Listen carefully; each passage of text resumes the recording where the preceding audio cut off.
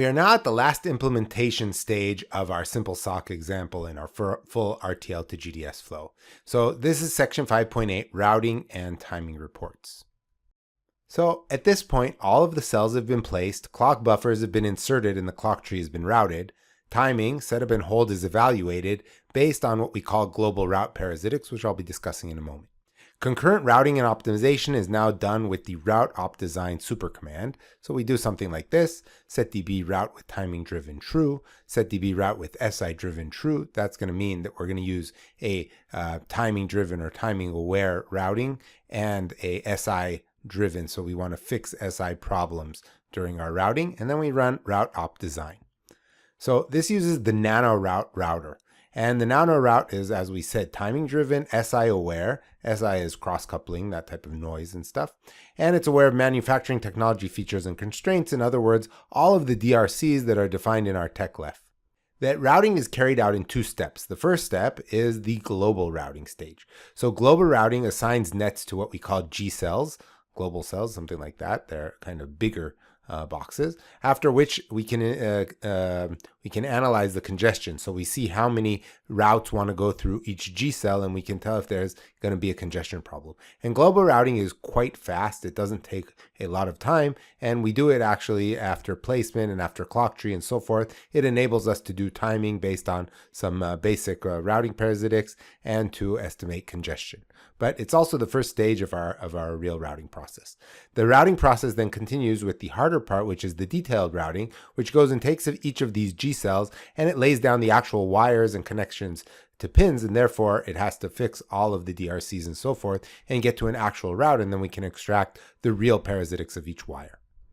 Afterwards, we can do what we call ECO routing. ECO are engineering change order, strange word that means to fix things. So after we actually did this whole big process of global and then detailed routing, now we can go and do ECOs, which means that we're going to incrementally fix after we ran this heavy detailed routing. That's called ECO routing, and it has different names actually inside Innovus.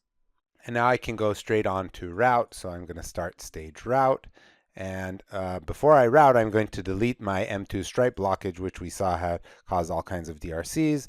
So just to see that that worked, let's go back over to our thing over here. Let's look into a stripe, and we don't have blockage. You see that the pattern is back to a normal metal pattern, right? Okay. We're going to route design with timing driven true. That means we're going to use timing driven routing.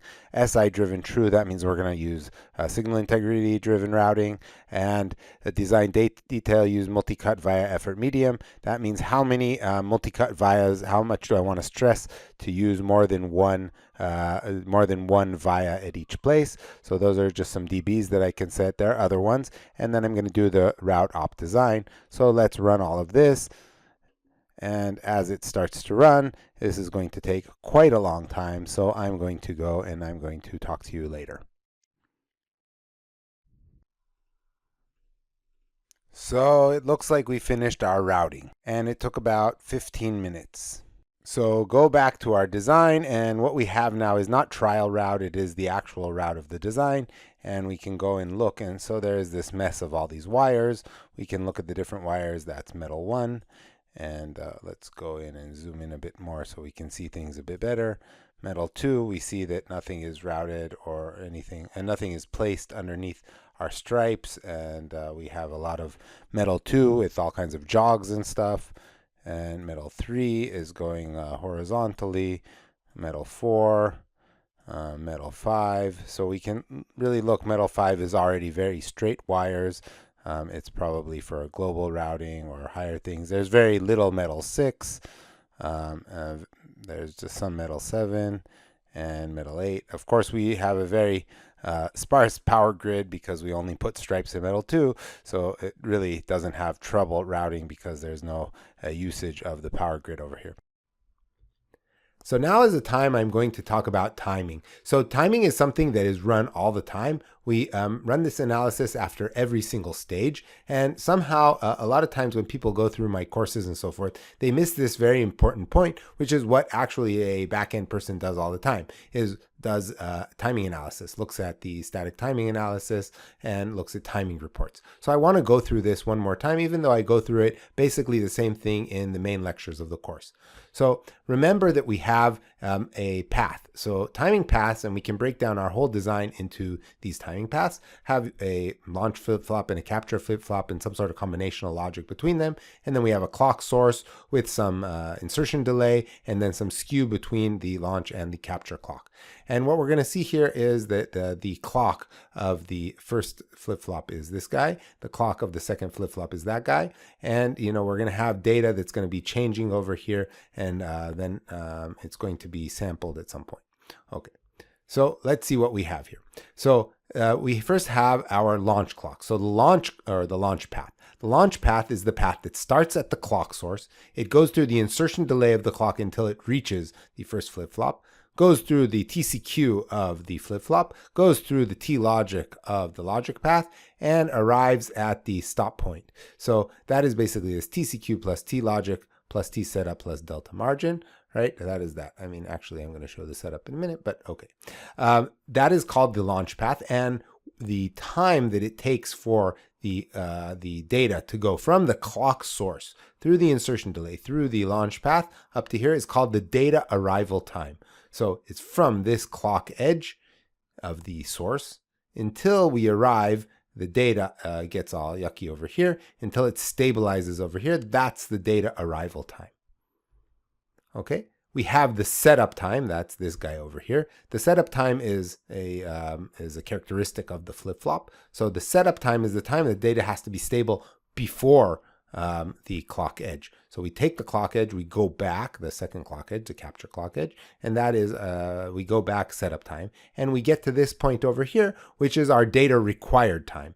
And that means that our capture clock, which is going to be launched a whole clock period, T, a big T afterwards, so that's this T, then it's going to go through this insertion delay and this skew delay, until it's going to get to the point over here, minus the setup time. That's going to be our data required time. So we get T plus delta skew minus T2T jitter is going to be bigger than TCQ plus T logic plus T setup plus delta margin, as we saw before. So that is our kind of nomenclature for how we're talking about the things that we're going to be seeing in our timing report. I'm going to be using that to help us look at the different pieces of the timing report. And then we're going to run report timing, and report timing is going to spit out some report like this, that what we're going to see over here is we're going to have a part over here that we need to read very well, which is the header of our timing report. And we're going to have the launch path. When I just run report timing, all I'm going to see is the launch path. I'm going to see this guy over here. I'm not going to see the capture path, and I'm not going to even see actually this part of the clock. I'm just going to see from the clock source, from the start point of the path until the end point of the path. Okay, so let's dive deeper into this. When we look at that, we're going to see the header over here. Okay, so this is the header zoomed in. And what we see over here is at the first line, it tells us the path number. And when we just write report timing, it's ordered by worst negative slack. So this is the path with the worst setup slack that we have in our design.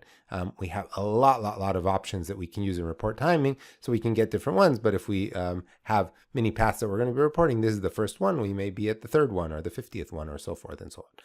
Then we have this summary. Did we meet, or did we have positive or negative slack? Did we meet timing or not? In this case, we have negative slack, so our timing path is violated. And here it says it's a setup check, so it tells us if it's a setup or hold. Of course, this is our slack, minus 0.03 nanosecond, 0.03 nanoseconds. That means that we're violated because it is negative over here. Okay, but that's basically the first line. Second line gives us all kinds of information about the path.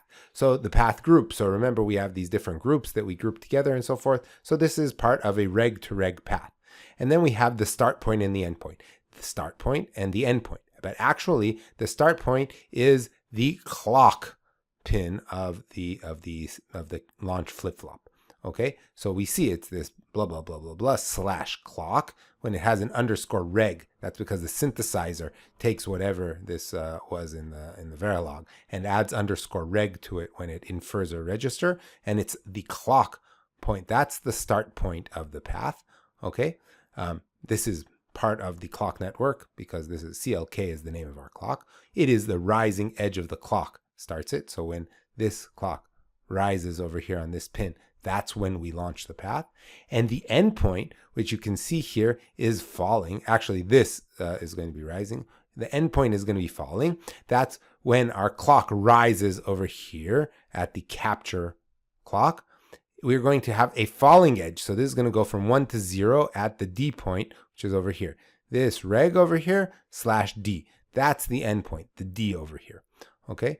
And again, it tells us if it's rising or falling for each one of these edges. So remember that it's a different path if this is rising and this is falling and so forth. So this is a specific path where from a rising edge over here, we get to a falling edge over here. Okay?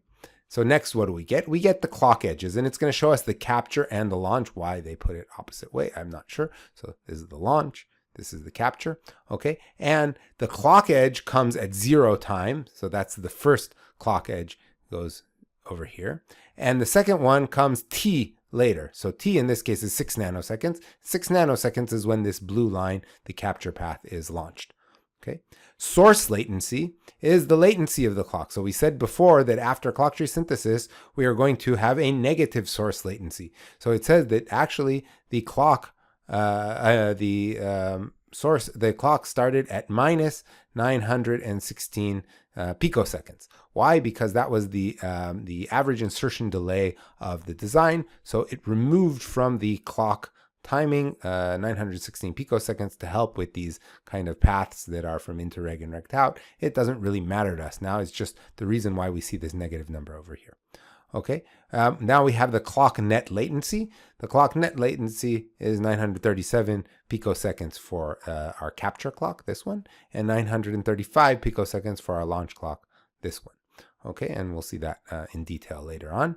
And it says the arrival time. So when is the arrival over here and the arrival over here? This is at 19 picoseconds, and this is at, this one's at 19 picoseconds, and this is at 6 nanoseconds and 20 picoseconds.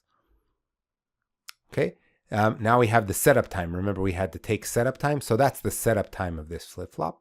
The uncertainty, that's the jitter. We had a set clock uncertainty in our SDC, so it adds it over here. There is CPPR adjust. That means that it takes this part of the clock tree and removes it from the types of uncertainty and OCV and so forth. Okay, and it arrives at the required time, which is the arrival time minus the setup minus the jitter, and it gives us that. That is the data required time. That is the time that we arrive basically over here, taking a setup into account. Okay. The other hand, the launch clock, it starts at it's 19 picoseconds plus the data path is 5.79 nanoseconds, and that means this and this together, we have our slack, which is our required time minus our arrival time, and it turns out negative, and that's our negative slack that we get over here, and we are violated. So all of the data about our path is already summarized kind of in this header. However, we want to look deeper into the details of this, and so we'll look at the launch path that we saw before. So this is a zoom in on our launch path, and again, it's only showing from this point, the start point, to the end point. It's not showing our clock tree yet.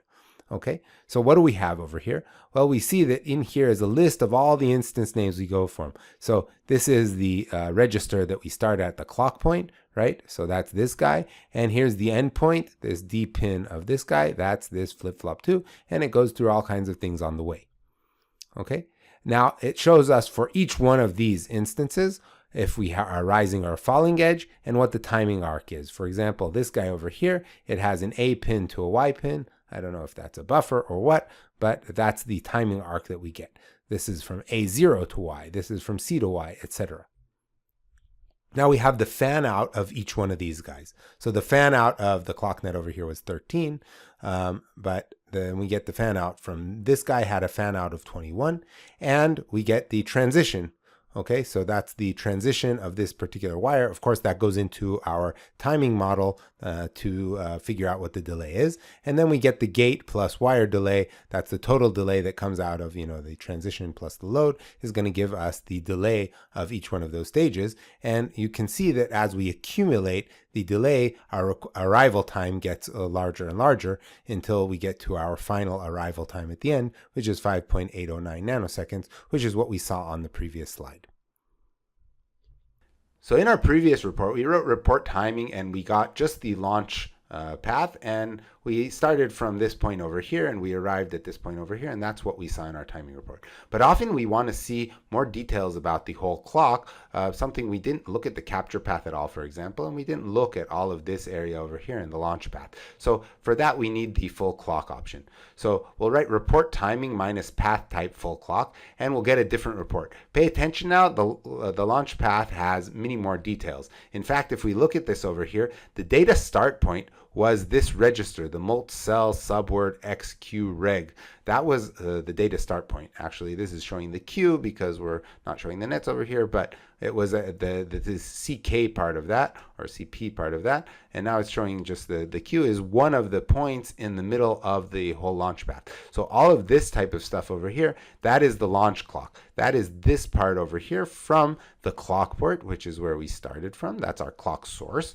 It goes through all of this until it gets to this data start point, and from here the reports should be the same as they were on the previous page.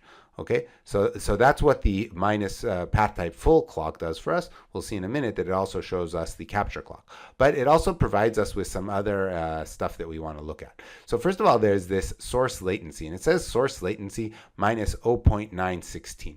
And this is the average of the I/O clocking. So this is a kind of a confusing thing. I explained in the lectures online that we have this problem that when we do a set input delay from some sort of a port over to this flip-flop, and then after we build, and what happens is we assume that the clock that does the input delay, let's say set input delay 1 nanosecond, so it takes 1 nanosecond to get over here, and to get to the starting point, and then whatever the delay is inside, and we assume we have a full clock period. In this case we had 6 nanoseconds, right, to get over to here. But after we build our clock tree, we all of a sudden put this buffer, for example, in here, and let's say this buffer takes whatever 10 nanoseconds. So all of a sudden, instead of 6 nanoseconds, we actually have 16 nanoseconds to get over here. We gave ourselves useful skew that doesn't really exist because we added a clock delay here on the capture path, but on the thing that we defined a set input delay, we didn't add it. The same thing happens with the output. So now we have all these nanoseconds that we're compiling up until here, but on the output, the modeling of the output register, we just have some sort of output delay, which is an absolute number. So what Cadence did to kind of overcome this is they say, listen, our clock didn't actually launch at time 0. It launched at insertion delay at time 0 minus insertion delay. And here the insertion delay was 916 picoseconds. And so we start our whole design at minus 916 picoseconds. And that should, if life was perfect and everything was skew balanced, that should balance out this useful skew that we get for the interreg paths and the negative skew type of thing that we get, the non-benefiting skew that we get for our output paths. You can cancel this option out, but that's how it works by default. Okay, so this is called the source latency. Okay, but if we look down over here, we see that what we have here is minus 0819, and that is very, very confusing. So why did the clock start at minus 0819 when we said that it should start at 0916? And the reason is that we have this DRV adjust, and we have the delay over here, and adding them together with the average insertion delay is where you get at this 0819, and it depends on what we defined as the driving, the driver of the clock port and the load of the net over here. Okay, so that is going to provide us with our initial timing over here. So let's look at the rest of the timing report now. And continuing from the last slide, we see that the launch path ends at some point, and then we start at the other end path, which is our capture path. Okay, so this part down here is our capture path. So this is the end point of our launch path. Okay, the data endpoint was the D over here. But here we have our capture clock. So this is the capture clock, this part over here, right? And we start at the same clock port, okay? But now we don't start at the number we had before because we have our phase shift, our period over here. And so this is going to be the clock period minus the average insertion delay and the DRV load and that type of stuff. So here it was 5.8084, but actually what we see over here is 5.181 because of the DRV adjust and the delay. Okay, and finally we get to the end point, which is the flip-flop 2 over here, the clock point. So we can see now the whole propagation through our clock tree over here. We even have, a clock gate over here, and different types of things that can happen all along the capture clock, which we may want to use to debug things and check out hold and so forth.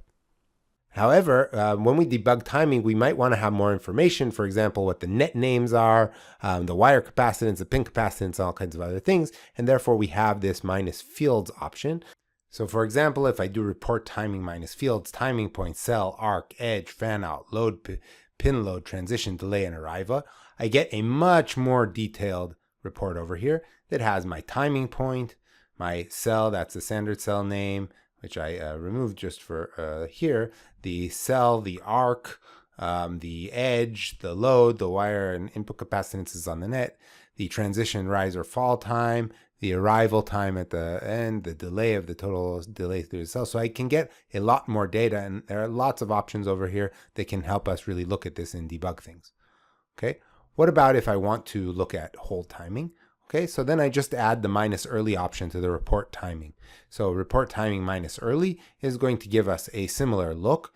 But when we look at it, it says it's a hold check now. And the view is the analysis view that it's using from the MMMC. And now it's a BC analysis view. That's the best case corner. So it took the corner that we defined for running a hold check, or the worst corner for the hold check because it's path 1.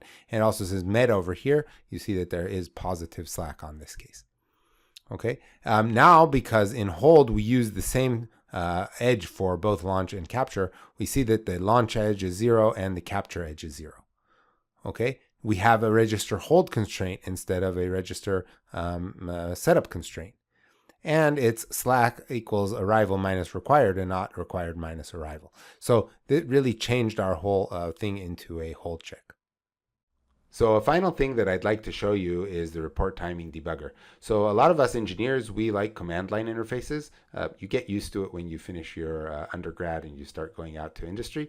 But there are some things in backend, and as we've seen throughout this example and throughout this course, that we do need some GUI. And actually Cadence provided a lot of good GUI tools that many engineers in the field don't look at, but I want to point them out because they really help us visualize things.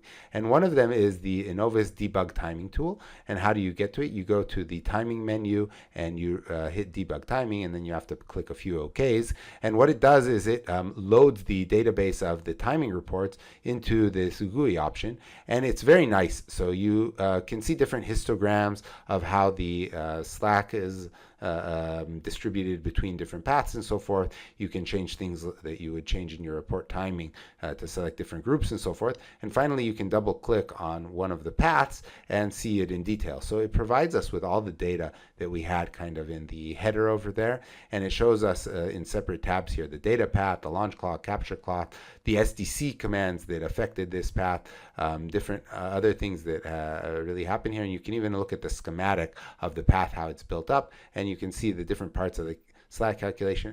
And this can really help you debug things that you can't figure out why one thing or another happened. For example, if you don't know in a big SDC file how this path was affected by SDC, it will really tell us in this GUI. So this is a kind of a nice thing. We can also go and highlight the path and so forth. We can skip between the worst negative slack paths. So it's a really nice tool, and I highly suggest taking a look at it.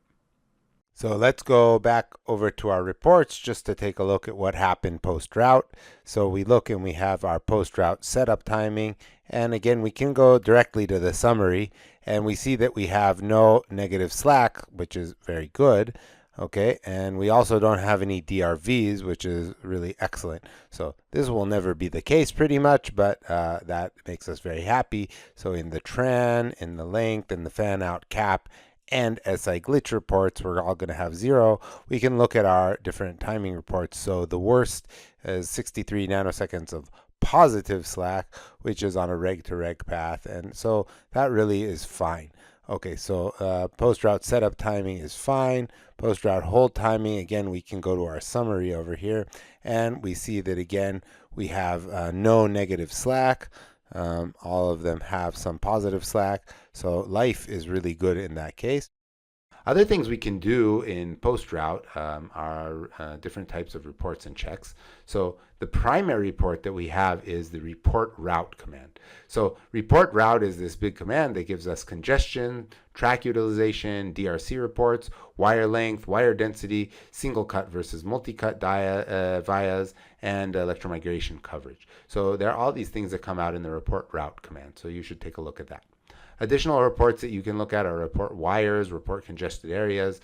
Again, they have a lot of information that is worthwhile going over once we finished our route. And now we can really run physical verification checks in the full. So check DRC is the main one. It used to be called verify DRC in some of the older versions, so it may come as that in different types of manuals. And this runs a DRC check. Okay, this is not a full-fledged DRC check which you'd find with a sign-off type tool, such as a Calibre or Pegasus or something like that, but it is based on the tech-lef. So you can't take this for sign-off, but it is a huge starting point for going into our sign-off tool. So check DRC is going to run a DRC check on the whole design. There are many flags to limit it if it takes too long to run or something like that. And it will point out a lot of DRCs, which we'll be showing in the next video.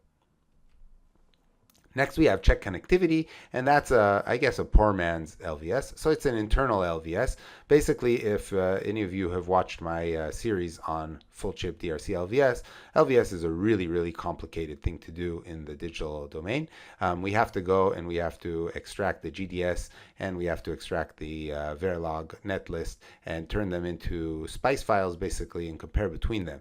And that has a lot of intricacies to it. And so what we're doing here is we're not checking that at all. We're just checking inside Innovus, which knows that things should be, matching each other. We're just checking that everything is connected and that there are no opens and no shorts and so forth and so on. So that is using check connectivity. Check connectivity has a lot of things that show up which are sometimes hard to understand, but it is something that you should run and make sure that you don't have any connectivity problems.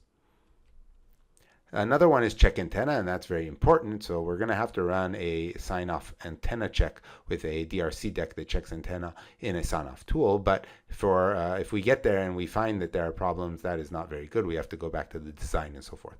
So checking antenna will go and verify that there are no antenna violations, at least according to the left files that Innovus has and knows about. And finally, we have check metal density, and that's for density violations. Again, this is another thing that usually we're going to use an external sign-off tool to insert our metal fill.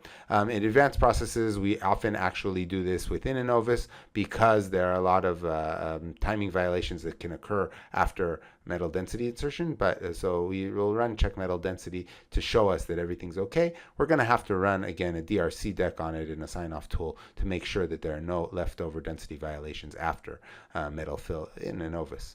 We also have our check design, doesn't have anything new in it. I wanted to show you the DRCs. First of all, it says that there's one violation, a metal short, and we'll look at that in a moment. And for connectivity, we see that there are only these 8 problems that we knew about before, where VDD IO is not routed due to the way the left is written. Okay, so we saw that our route options over there. Let's go over to the metrics again, and we can go up there to route, and we'll go to metrics, and we can load our metrics, and we can see how we are design advanced, and everything again looks, this is just a different way of looking at everything.